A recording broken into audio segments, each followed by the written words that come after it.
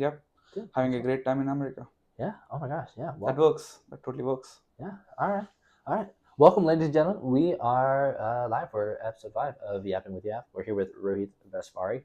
He's a bright SMU computer science major here, and he is one of the most exuberant, intelligent people I've had the chance to meet this week. And he's going to be breaking down some crypto stuff, some of his history in America. Is relevant. I mean, it's very short, but yeah. So welcome it's to history, America. yeah. Yeah.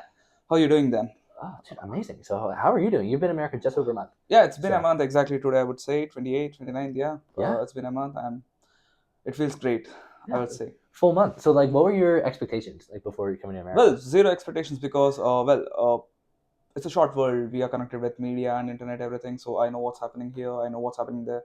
Though I was in India, I had friends in US. I mean, typical Americans because I used to game. I used to be on Discord. So you always meet people. Yeah. So and if you're someone who plays GTA, you already know how LA looks, right? Oh my goodness! Yeah. If you if you play GTA, you literally have a shot by shot copy. Exactly. Of Los so everything, the clubs, the places, the wheel, everything. So no way, that was your real first exposure to an American city was through GTA. Sort of, yeah, because I was like, well, what, 8, 10, or 12 or something when I played GTA for the first time, probably San Andreas and all those. So that's how I remember America. And again, whatever content you consume or videos, the movies you watch. Yeah, I'm a big fan of Hollywood, first of all, so everything is there. So nice. I have been there. Again, I can't comment about the states which were not present in those contents or whatever it is. But yeah, Texas, well, I used to watch Sheldon. So it had a Texas reference, cowboy movies. Probably there's Ryan, I forgot his name, but he used to do from this corner to that corner of America on a penny. Ryan, I don't, he had the snack, he wanted to get it on number 1 in the Target shelf or something. So yeah, I have had good exposure here, so it was not new. I didn't feel like, oh my god, where am I? It's like a new city or something. It was like cool. So it was pretty accurate to how it is portrayed in the media. Yeah, it is. Really? To be honest, yeah, it is. Was there anything that surprised you about being here, or was it unexpected, or just kind of? Probably it's better than where I came from, of course, because the rules and everything is like proper strict, and they really follow everything. So, well, the thing is, it's the first world country. I'm from it. We are we are a developing nation, but still we are a bit backwards. I gotta accept that. So because of that, I have seen a lot of lower stuff before this. So this, it's always on a brighter side. Interesting. Yeah, because India's a developing nation, but they have high levels of urbanization, and then they have high levels of poverty. We are on it's like a bullet train now. The growth, it's very rapid. Like you see today and you see tomorrow, it's new. So it's everything happening. US is already developed, so you already have the infrastructure set up. Everything is good. Yeah. So if you come here, then probably I would say people to come here or at least look at these things so that you could take some inspiration from here and just go home and just drop it and make it better. Yeah. Awesome. Yeah. So is that kind of because we have a pretty solid international student community. Yeah, I saw that. Like fantastic. Yeah. I met with a Chinese guy recently. We were playing table tennis. That was cool. I really want to meet new friends, and the reason why I wanted to be on SMU is because the diversity is really good compared to the other colleges in Texas. It's less of my homies from India and more of other international students. And I'm a big football fan, so I know a little bit of Spanish. I mean, I wouldn't say, but if you're watching FC Barcelona from Spain, again, I mean, you can see on my watch as well, it's Messi. Yeah, there we go. I don't think so, but yeah, I'm a big Messi fan. So, I mean, all my homies know that. So, whenever I used to watch all those club football matches and everything, the Spanish is always there. So, even when I meet some Mexican folks, I'm like, hola, amigo. And if they give me something, I'm like, muchas gracias. They're like, what? Hey. And even with this Chinese guy, I was learning a little bit of Chinese Mandarin, I should say. And when I did, these people are they're going bonkers. They're like, I'm going to them. I'm like, ni de means shishimwa, and it means what's your name? Yeah. And they're like, what? An Indian speaking Chinese? I'm like, yeah, I met a friend. He's teaching me. So they're like, yeah, cool. That's really cool. In both Yeah, in both Spanish and Chinese, you have the accent down, the affectation down, yeah. like very well, They are which is like impressive. your accent is like picture perfect. When I'm speaking with the Chinese, they are saying like this southern Chinese people have the accent which you're speaking. So, Mm-hmm. well, probably the Indian dialect I speak, we have a lot of sounds. Yeah, Probably because of that, I could like speak a lot of languages. My tongue can twist anywhere it wants to. So I'm good. that's a call out to the ladies out Yeah. there. So, how were you speaking English in India? Is that a Yeah. common language? So, yeah, from my childhood, let's just say grade one. Really? Yeah, Did you learn okay. it in school? Going back to history, we were colonized by British. Mm-hmm. So because of that, we have this English thing in our culture. Because if you go to China or some other nation, they don't have it much as much as we do, Yeah. or any of the brown countries do, Mm-hmm. because we had that. Yeah. Yeah, again, if you say Pakistan, Bangladesh, Sri Lanka, they were part of India, which we call Akhand Bharat. Okay, so they were a part of India before, when British was colonizing all those nations Right. worldwide. We were one of them, so because of that we have it. And even the English I learned was the British one, okay, from Cambridge. And that That's was, right. Yeah. so for me, what it was like, the hardest part was, well, I used to consume the content from US, let's Mm-hmm. just the movies, Hollywood, Yeah. the comedy series, or let's just say the Breaking Bad or whatever series you're watching, Yeah. and the games you're playing. I didn't knew the N word was that bad as it was, Well, because yeah, because you wouldn't understand we the never knew. historical Like context. a Yeah. lot of Indians, they don't know and they just use it. They're like, "What's a pen?" They Yeah. don't know it. Okay, and because of that, I still remember when I was in my 10th grade high school. Mm-hmm. We usually used to have these conversations with a teacher. We used to have something called ASL, which means assessment of speaking and listening. So we gotta Cool. go there. She speaks, and we gotta listen, and we gotta speak out. There I went, Cool. and I was like, I was using American slang, and I had no idea about it. I was like, I'm gonna do it. I wanna do it. And she's like, after No the class, way. she was like, Rohit, what are you speaking? I had no idea about slang, accent, anything. I thought English is English, Yeah. be it US, Australia, America, or whatever it is. Then I realized, okay, there are different dialects, different slangs, different accent, Mm-hmm. and you gotta follow the UK one, because you're being like, you're getting it from the UK council. Mm-hmm. So then I realized, I was like, cool, and that's how. But I don't think so. A lot of Indians, they do speak the UK accent, because of the globalization, Mm-hmm. because the content, or what the songs you're listening, and etc., etc., the media, I would Yeah. say, is neutral, because the Indian accent is very hard. Now if I'm speaking, people would go bonkers to know what my accent is. It has a little bit of Indianness, some of the American slang, then Mm-hmm. something from UK, maybe from Australia. I have the mixture of everything. Probably some people might say schedule, I would say schedule. Yeah. A little British in there. Often. So it's just, I'm like, dude, do you get what I'm saying? He's like, yeah, then fine. Yeah. It doesn't matter for me, the slang or whatever it is, it doesn't matter at the end of the day, is Yeah. what I feel. If I can express myself, and if you can listen, that's great. Again, coming back to your question about English, yeah, we do have from our childhood. And I used to write a lot of English tests. Like I have a certification from, again, I think so, it was Cambridge. It was a business English course, which is Mm-hmm. Beck. Okay, I Wow. have written that. Probably I scored around 157 out of 170. It was B1 level or something. I don't remember exactly. Again, this helped me a lot with my IELTS. When I was giving my IELTS exam, I just had 3 days preparation. Oh, I really? just prepared for 3 days, and I scored 8 band in it. All Yeah, right. Yeah. all thanks to my schooling. Yeah. That's impressive. Yeah, that was one of the things that surprised me. Oh, also, that's a very enlightened view to take about language, and that you then and the power of efficacy that gives Mm-hmm. you to communicate. Like when I met you, I think you said we did a little handshake, a little dap up, and then you Yeah. said like "What's up" or something, Yeah. and like that caught me by surprise because like okay, he has a deeper understanding of Yeah, American I language understand the slang. culture here. I Yeah, totally do, and that's the reason why I'm like this. It doesn't matter who I'm meeting. I'm like, "Yo, what's up, bro? What's up?" That's how I made it. yeah. That's simple. Is it super? Is so American culture is that like super mainstream in India? Because I I would know. say it totally depends on person to person. If I would say your mobile tells it, Oh. because take his mobile, open his Instagram or YouTube or whatever it is, what type of content he's consuming, Mm-hmm. and depending on that, his music taste, his uh, taste in movies or the series or whatever it is, it totally depends.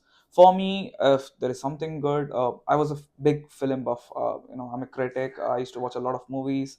and there, Yeah. the only thing is I never used Letterbox. I used I was to gonna ask, like, use. have you used Letterboxd? No, I never did. But I used to post a lot on Instagram to an extent where Oh, awesome. my friends, they wait for my review of a film and then they make a decision whether to go and watch it or not. So I Nice. had that much of impact on my friends, and because of that, I always had the deeper understanding of the culture here, the language, how people behave, and everything. Freedom really matters here, so that's how it works. Freedom, that's it. Exactly. Yeah, You I should. love that. I love that's something really cool that the digital platform offers is the ability to do cultural edification, to Yeah. understand about different cultures, like what's going on, and because like how the algorithm works, like you can get totally sucked in into like a different culture's like online presence, like what their media is, what they consume, what the preferences are. So that's like really interesting. Did that Yep. like influence your decision to like go to SMU to get like applied here the to go to the college in main America? decision which actually impacted me was the diversity, I would say. I Really? really wanted to meet people because see, I could have done the same degree in my country, or else I could have done from any other university. Mm-hmm. The real reason why I wanted to come here was the diversity of the people and everything, and especially, I don't know, I mean, of course the people don't know it, but so in India, Dallas is no, I mean, from in the place I'm from, so first of all, India is not just a country, it's a subcontinent. Yeah, it's massive. Different It's climates, different massive, cities, different and cultures. yeah, different cities, different cultures. So the part I'm from the southern part. Okay. I'm from a state called Telangana, and I'm from Hyderabad, which is the capital city of Telangana. Okay. So there, we speak Telugu. So there are a lot of Telugu folks here, in Dallas, in Texas, in Denton, and Plano. If you go, Mm-hmm. you'll find all my Telugu homies there. So Awesome. we call it Dalaspuram. Dalaspuram means it's like village or town in Telugu. That's So funny. Dalaspuram is what is the name of Dallas in back in my home. So I was really confused. I want to go to Dallas, but when I saw, I barely found any Indians in here. It's Really? like cool. I can explore then. Yeah. That's the reason I came in here. And the place I stay on Aragon University. I told you before, Mm-hmm. Yeah, right nearby. and there I don't find any Indian there. Yeah. Around a Yeah. mile, I barely find any Indians, and that's like peaceful for me. I'm not saying I hate them or anything, but Yeah. it's like I can meet with different people. Yeah. You get a new experience. Yeah. Exactly. I got football first of all. I mean soccer in your Mm-hmm. language. Yeah. Yeah, I hate to call it soccer, but yeah, it is soccer, because I'm in America and I got to follow how you say it. Yeah. So soccer and FIFA and the gaming, the FIFA. movies. So Yeah. all this, it always helped me to communicate with someone. Like I just go and like we're talking and they're like soccer, yeah, Messi. They see my watch and like, oh, Messi. And especially the Latinos and everyone, they Mm. watch football a lot. Oh yeah. So they already have a good home team. Their home country is good in football. Say Mexico, Uruguay, or any other thing. Yeah. So they already have a good team, and whenever I speak, they're like, yeah, they remember all the matches, and we used to talk about the match. Even if I'm taking a ride, Uber ride, always find Latinos there, and we just talk. Yeah, Messi goal, that was Oh like yeah. super. It's always high. It's always good. Yeah. America definitely has like a bigger football, and technically, can I break down the whole like term soccer, like where that comes from? Do you know this? No, actually, no. So the full name of, well, we call it soccer, and Yeah, that's we do. soccer is actually not an American word; it's a British word. Yeah, it is. Yeah. Yeah, because the whole Because the even whole in Japan, they call it soccer. really Yeah. interesting. I did Yeah. not know that. Yeah. That's pretty cool. Yeah, the whole name for soccer is association football.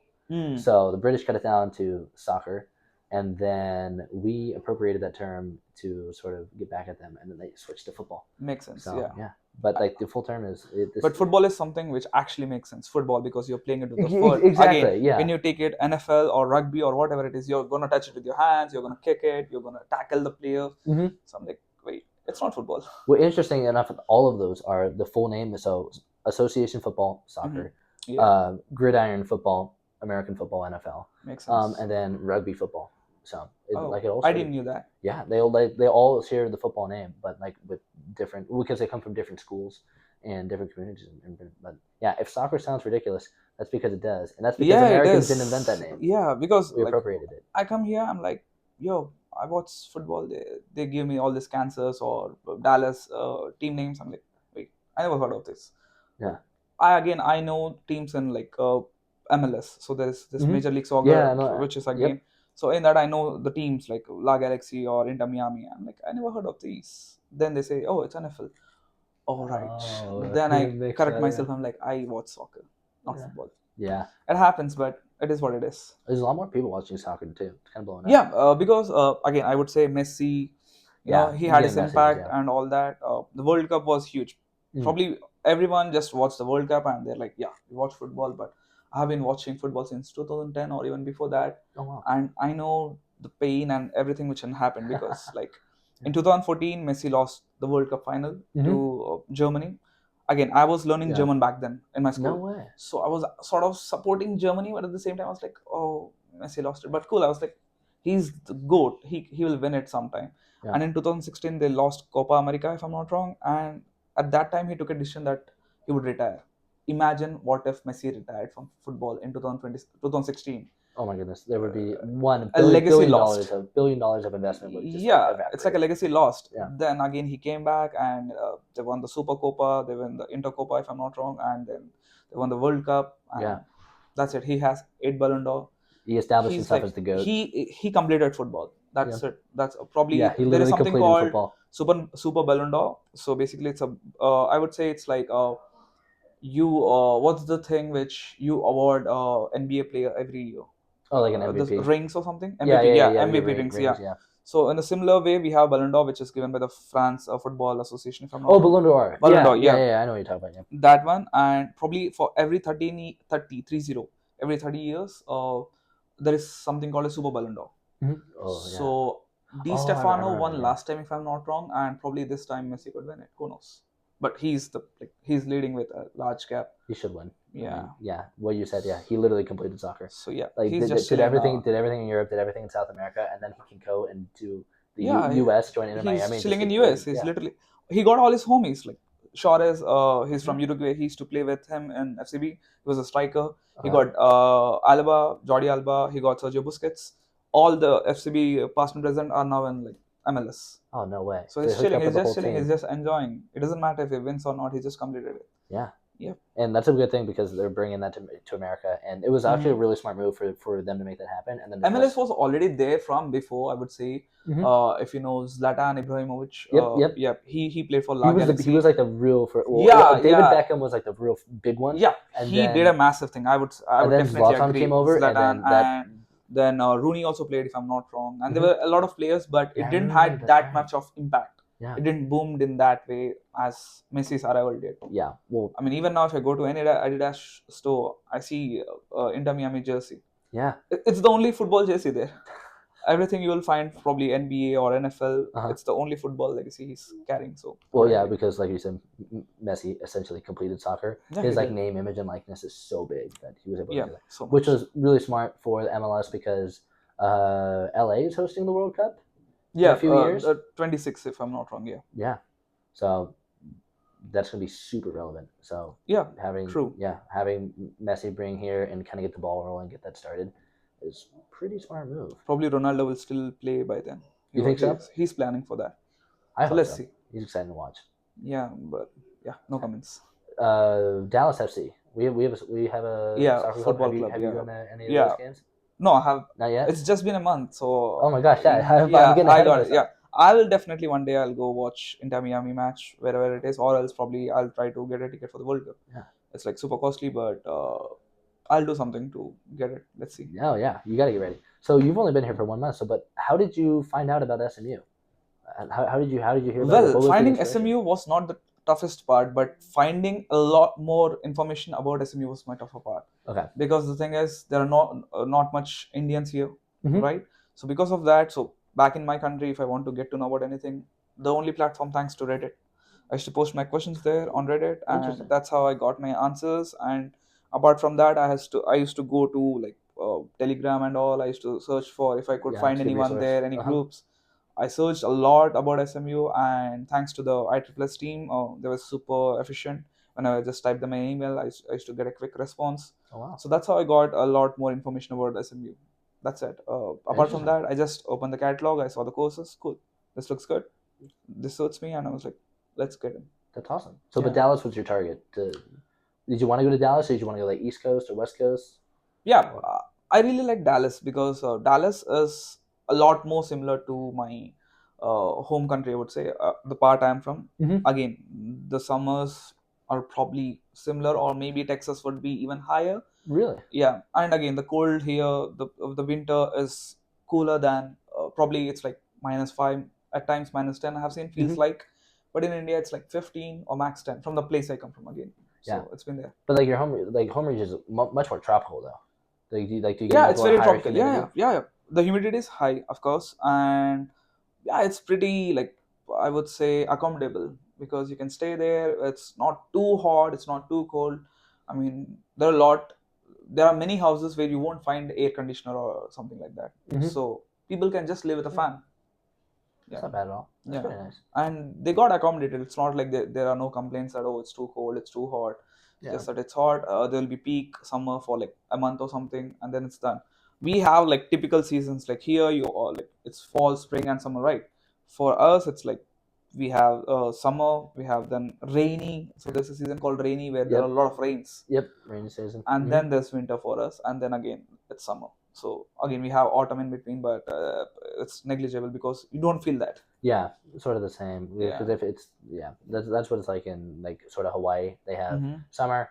They have the rainy season. They have like 3 weeks of winter. Like Oh, is it? the winter is like so short. Oh, But like the winter time is the weather goes from 75 degrees to 72. oh, Like it's such a shit! small. You're Oh, talking about I'm in Fahrenheit. Fahrenheit. I'm in Yeah. Fahrenheit. So, So you know, I understand. It's around it's around let me do the 35. math. It's around 35. I 70 is like 35, 36 something if I'm not wrong. yeah. So like such a small change. But yeah, Dallas is interesting because it has like extreme weather. Like we get like big storms, Mm-hmm. we get hurricane systems, we get the westerlies. We're right sort of in that middle divider of America. So we get the weather systems from the east, from the Gulf, and from the west coast. Yeah, So they all sort of hit within this region. makes So sense. Yeah. which is great for like meteorology, but like kind of makes it difficult to go out and like do stuff. So like there's not like so much to do like outdoors except like socializing. Like you can get in like social engagement and stuff. So Yeah. speaking like that, so you've been on SMU just short time, Mm-hmm. second week of classes. Yep. So like social scene, like what's that like? What's that like for you? Because we have a fairly amount of international students. So, but like, are they super connected with each other? Is it like fragmented? Do you like kind of like isolation, or do you like getting together with friends? Because like when I ran into you, you were super social. You had your buddies with you, Yeah. great conversation. So like, what's kind of the vibe? Yeah, it totally depends on person to person, right? I wouldn't say Yeah, that, Americans are like this, Indians are like that, and maybe Mexicans are like that. It's not about them, it's yeah, about the person. exactly. So most of them, I found them interactive, and if I had to talk about something, we did. Uh-huh. And that's how I met you. That's how I met my Chinese friend Mohan, and that's how I met some other folks from the college. And again, it's my second week. Probably I went like four classes. Is it? Yeah. Yeah, four and yeah, 6 classes. Till today, I only had 6 classes. So again, I can't comment about that because I don't have enough data. But Yeah. as far as I've met people, super cool.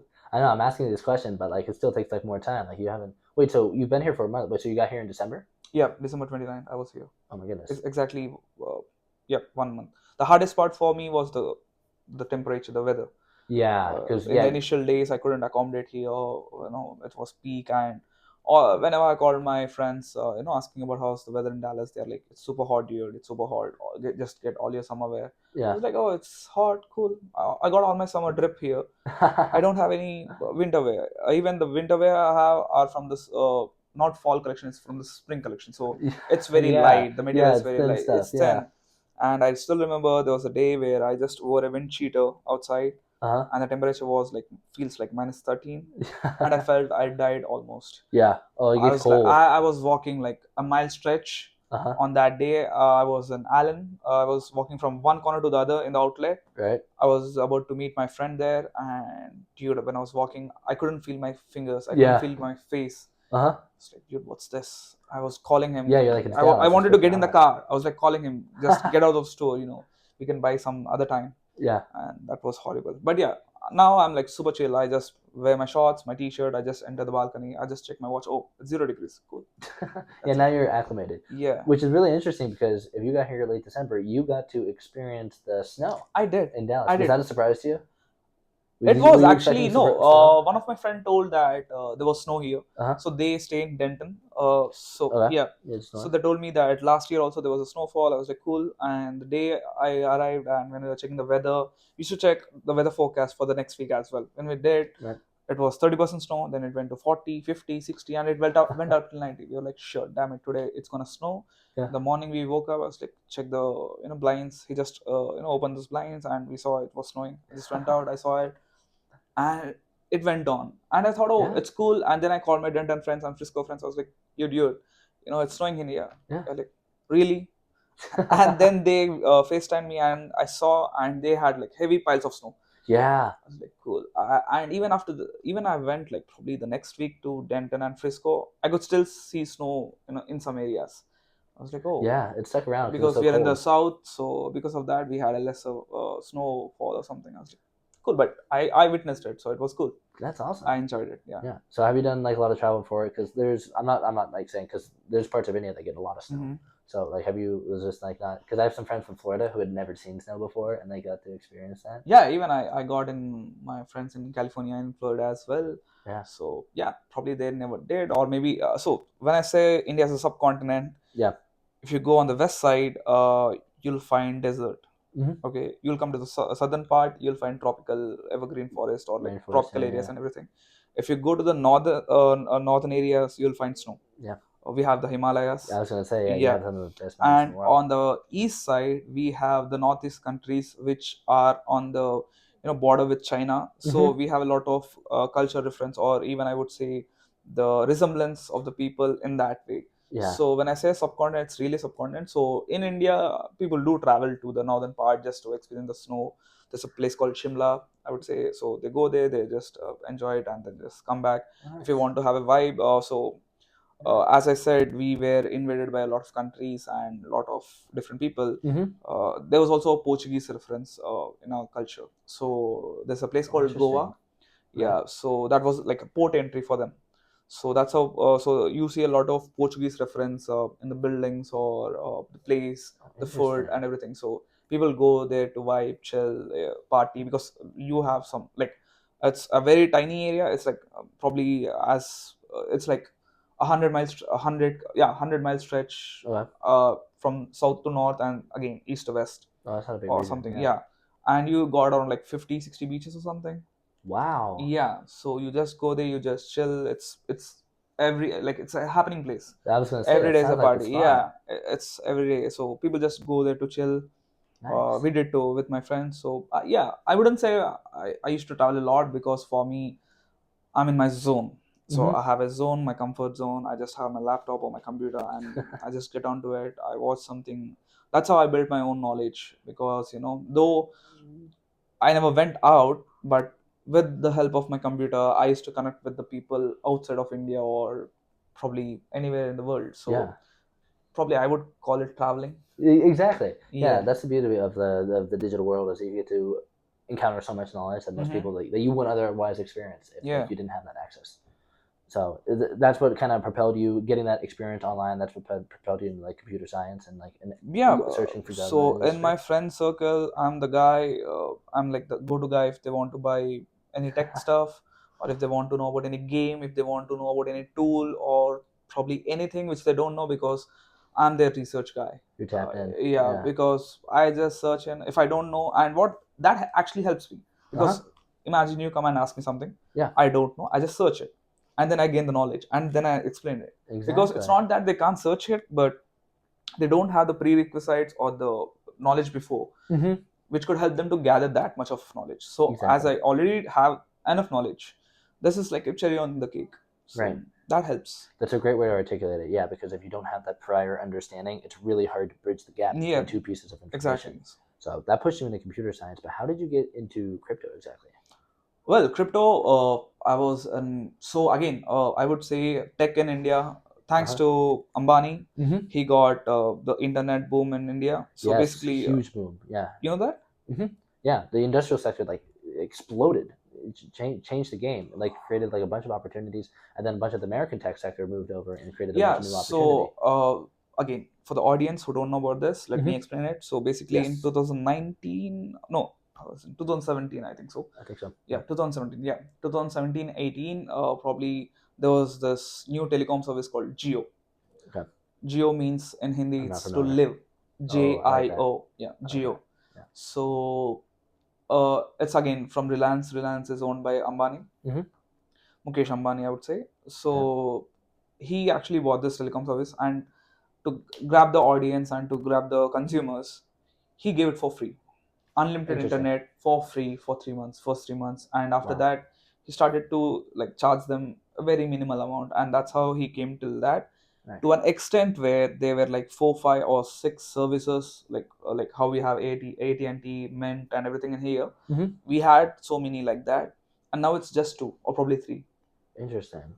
because he brought such a destruction to the industry there Yeah. that the others couldn't compete with him. Yeah. Almost like a monopoly because Yeah, it so was because of that there was a so crazy internet saturated. boom, and that's how a lot of content creators started in India, because it's free internet, and probably that actually crashed the CPM of India, I would say, because I heard the CPM, the pay you get for like a certain amount of views. Uh-huh. If let's just say on YouTube you got 1,000 views, Yeah. so you get paid X amount of amount in US, Mhm. but it's different in India.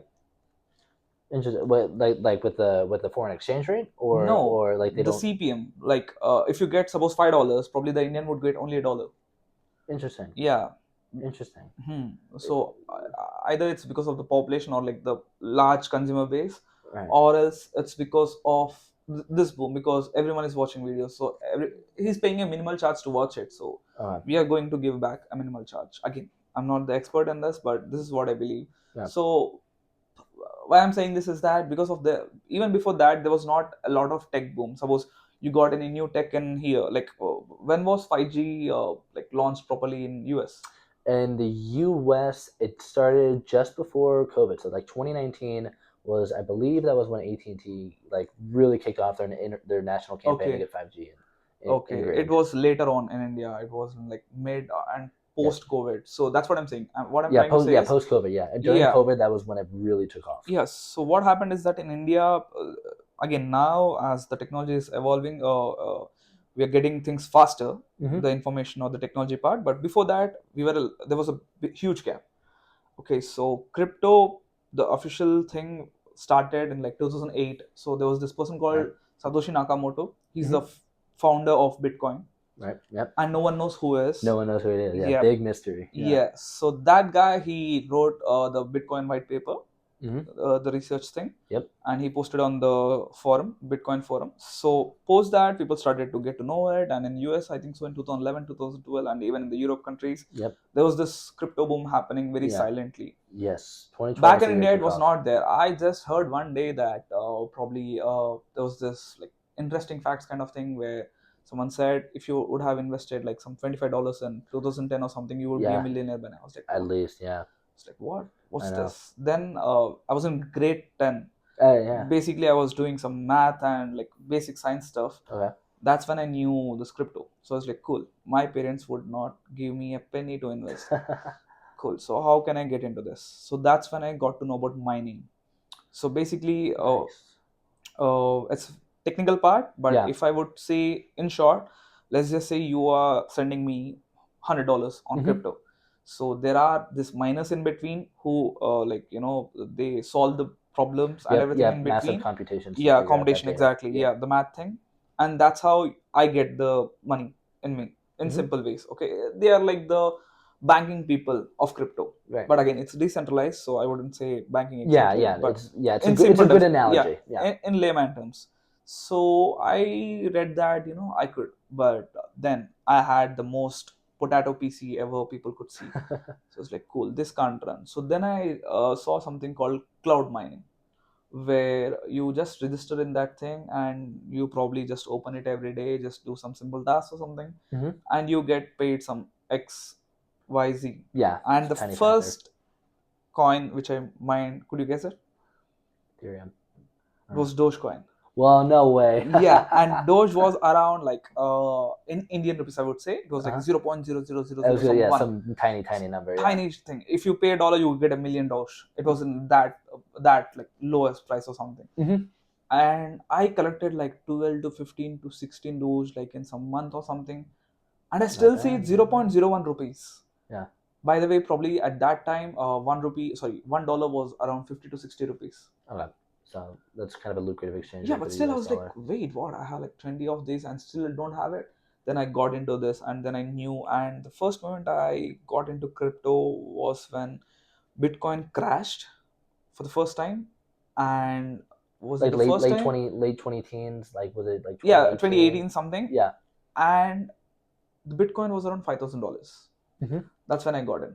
That's when I got in, and then I realized, okay, it's not just Bitcoin, it's Ethereum, it's Litecoin, Mm-hmm. and these were my friends, I would say. Right. But I would say it's not just crypto, but the blockchain. So the fantastic thing about this thing is that people think, oh, there was blockchain, and that's how Bitcoin was born. Mm-hmm. The thing is, Bitcoin's creation was what got the limelight on blockchain. Right. After Yeah. Bitcoin, probably in 2010, 2011, people are like, oh, wait, there is something called blockchain. Oh, we could do something else just than Bitcoin. Mm-hmm. That's when Ethereum came. And they got something like smart contracts. Right. Okay, in simple terms, again, it's like a pre-coded program, Mm-hmm. a contract where, for example, let's just say you're going to buy something. You're going to Yeah. a real estate firm and you're buying something, a We're land. talking about it. We're talking about Yeah, a lot. Yeah. yeah, Just you're buying some buying real estate. Yeah. a house. Mm-hmm. You go, you pay them, and you then sign a lease or something, and Yep. then they hand over you the documents and everything. Mm-hmm. If you do it that with smart contract, you just send your money and you'll get your home. It's that simple. So that's how smart contracts work, and based on that, we have a lot of coins. You can even build a meme coin, or like we can create a SMU coin. Yeah. By sitting here right now, it's just that easy now. Yeah. But before that, it wasn't that way. And Ethereum and Solana, if I'm not wrong, Solana, yeah, these things, they bought the smart contract hype and everything. Yeah. There is something called Litecoin, which is I've heard of it. I'm not probably, familiar. yeah, probably the most used for transactions, if I'm not wrong, because Interesting. the fees is like negligible. So the issue with Interesting. crypto is that, for example, if I got to send you $100, now we have a lot of firms, a lot of companies which are doing crypto. Thanks to them, because of that, the gas fees is nothing but the transaction fee, Mm-hmm. is lower. But if you did back then, at times, if you want to send me $1, you got to pay $35 fee. It used to work in that way. And Litecoin takes like 0.00003 rupees, Wow. not even That's super USD. lucrative. So Yeah. if you go to USD, it's like negligible for you guys. So Yeah. and it's that. So basically, there are some you need to get some confirmations. Mm-hmm. So, well, first people gotta understand the concept of decentralization. Yes. Okay. Yeah. Which is a hard So topic let's for just people to wrap their heads say around. bank. Mm-hmm. You go to bank, you Yeah. have this federal, or else let's just take the story of Russia. Mm-hmm. Okay, recently what happened is that when Russia-Ukraine war was happening, USA froze all the Russian accounts. Mm-hmm. Okay, so again, I got nothing to do with that, but so when Yeah. it did, it's because of the centralization. Yes. And even Yeah, let's that's a not metric take we can that use to big way. If control you take trade. it in a Yeah. smaller way, you Mhm. have a bank account, you don't have the minimal bank balance. Let's just $50. Yep. They're going to charge They you can something. freeze your assets. Yeah. And if I'm going to send some XYZ amount and they find it fishy, they can block it. Mm-hmm. But when it comes to blockchain, no one has any authority. Yeah. Okay. In simple terms, I would say blockchain is like a transparent case or a transparent locker. Mm-hmm. Imagine you went to a bank, you see like 100 into 100 grid of locker, transparent. You can see what's inside and everything, but you don't know who owns it. Yeah. Okay, Yeah. so there, for example, if I want to send you some cash on crypto, I Mhm. gotta know your wallet address. Exactly. Okay, Yeah. so the wallet address I'll know, but I don't know who owns it. Mhm. Even now, you can see Satoshi Nakamoto's balance. Probably he has some 2 million, if I'm not wrong. Bitcoin, by the way, not rupees. Oh, sorry, not dollars. Bitcoin. He has it. Holy moly. Yeah, and people need to understand basic of economics, like what is deflationary, what is inflationary. For example, why Mhm. fiat currency is wrong. Whenever Yeah. people say the prices are hiking, Mhm. the groceries, inflation, it's not the prices of the commodity which is increasing, it's the dollar value which is decreasing. Exactly. People don't understand that. Nope. So because of that, and why it's happening, because you can print unlimited money. Mhm. And those price inflations are just truly a metric of what the labor production costs are. Yeah, So, exactly. yeah. It's again the GDP of the nation and everything included. Yeah. So when it comes to Bitcoin, I would say it's like gold. The reason why I'm saying is why the gold price always increases is because once you dig in and you take out the gold, it's done. Yeah. The earth, the value has lost, and earth has a certain amount of gold. You can't increase it. You can't produce gold, right? So Bitcoin is the same. Bitcoin only has 21 million coins in it. So I think so. We already mined 20 million, if I'm not wrong. I don't have the exact number as of now, but here, keep it. I'll try and find out how many. Year back, there was this thing where we already mined 20 million coins.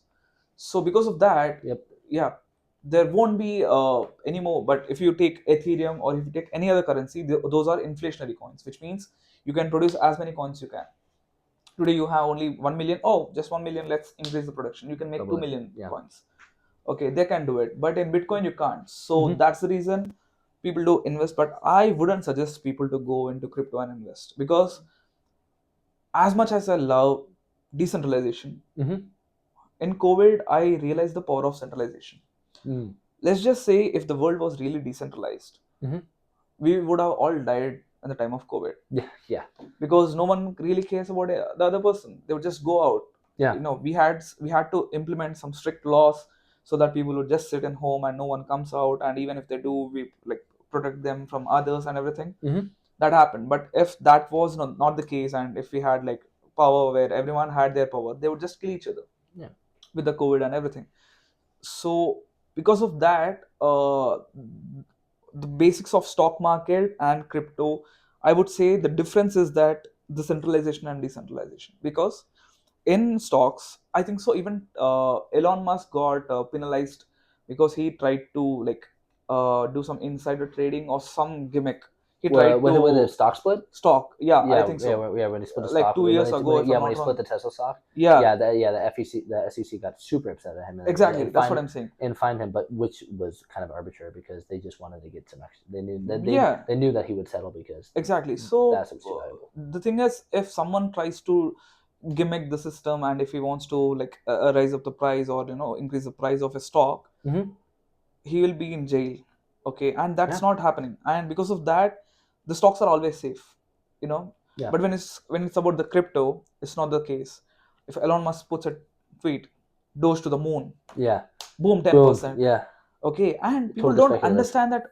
They think, I made 10% profit or 15% profit. No, some X person lost 15% profit. And that money is what you got.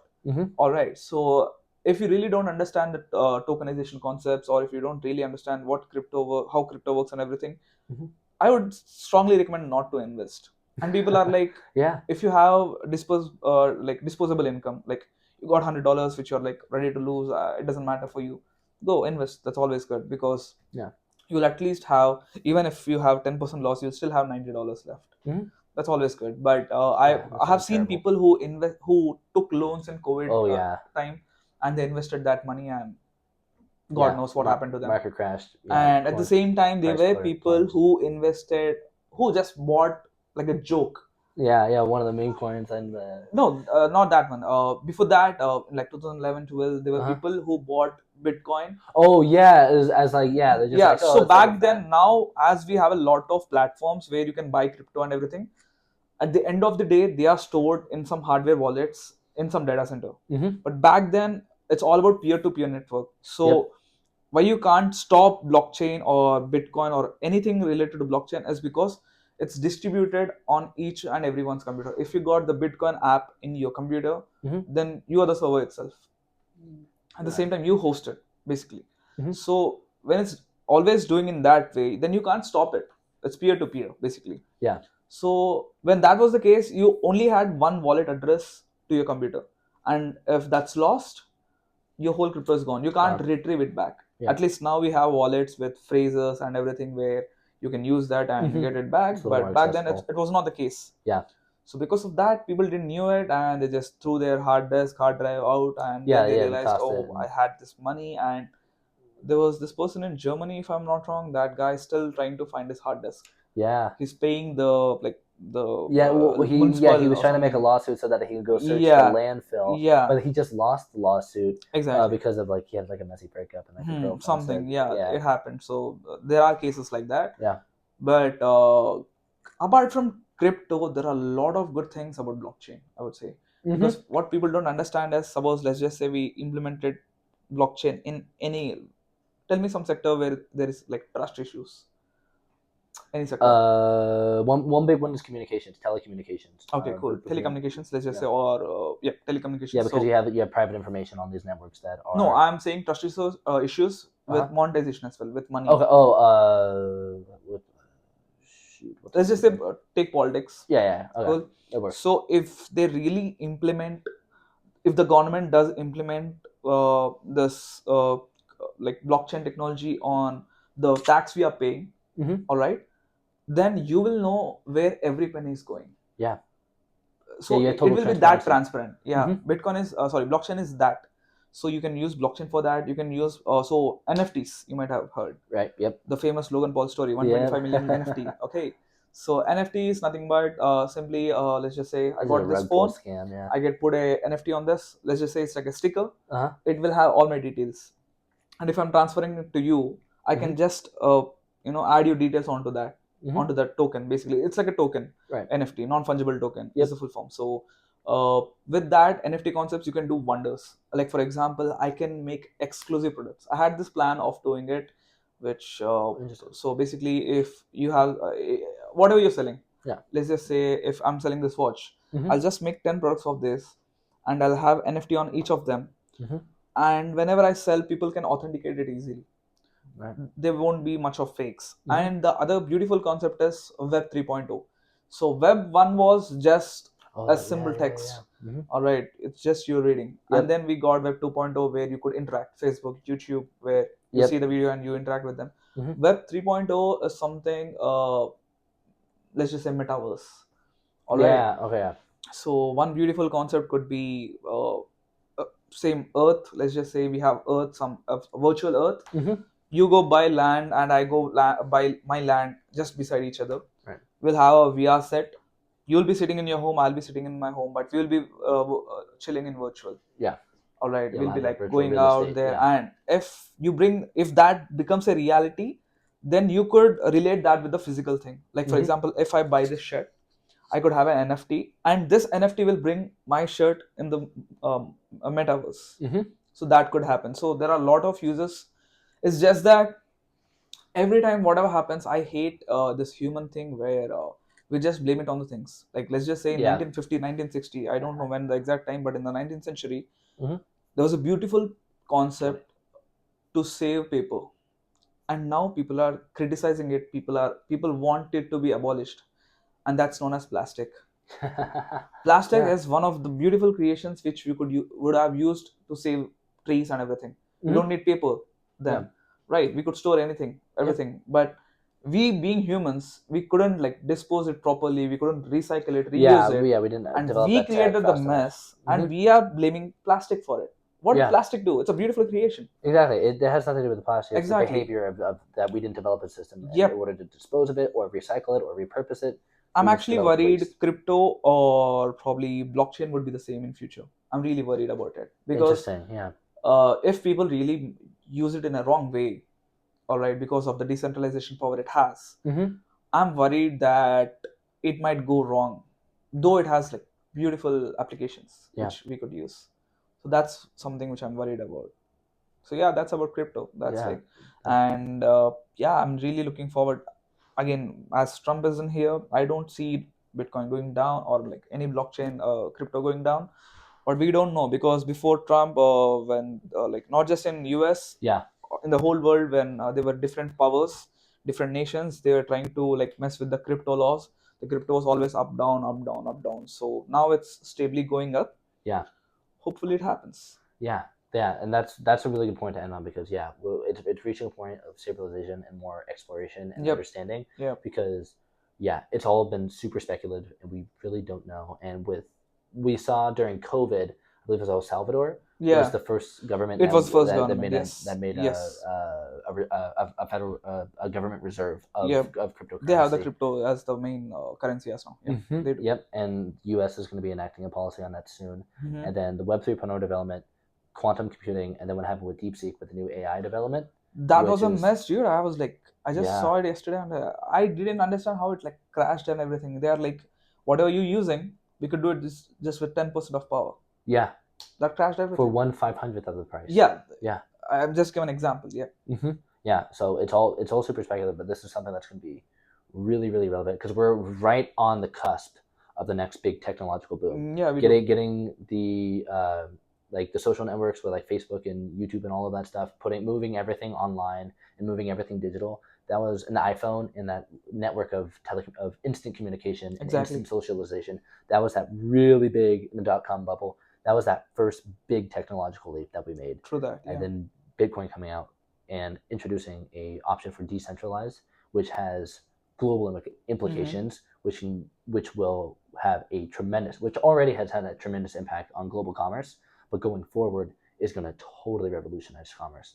And so all the tariff policies and everything in place by Trump is, well, one, a lot of people don't really understand what those tariff policies are, but moving into like a federal store of crypto creates an opportunity for tremendous leverage for economies to protect And now we against that. have this Gen AI boom now. Yeah. The AI boom is a really good one, and we should get together and talk about that one. But we've been going for just about an hour, so I think it's Oh, fantastic. yeah, sure. We can have another episode sometime, and then we can talk about cybersecurity, AI, and everything. That would do. That'll be fantastic, dude. Yeah. Thank you so much for joining me, man. Yeah. This was awesome. Yes, sir. This is fantastic. All right. Yeah. Thank you everybody for joining us. This has been a fantastic episode of Yapping with YAF, and we're signing off for now. Thanks for joining us. See you soon, guys. Peace out. There we go. That was a fantastic, great Crazy, articulation yeah, and understanding, dude.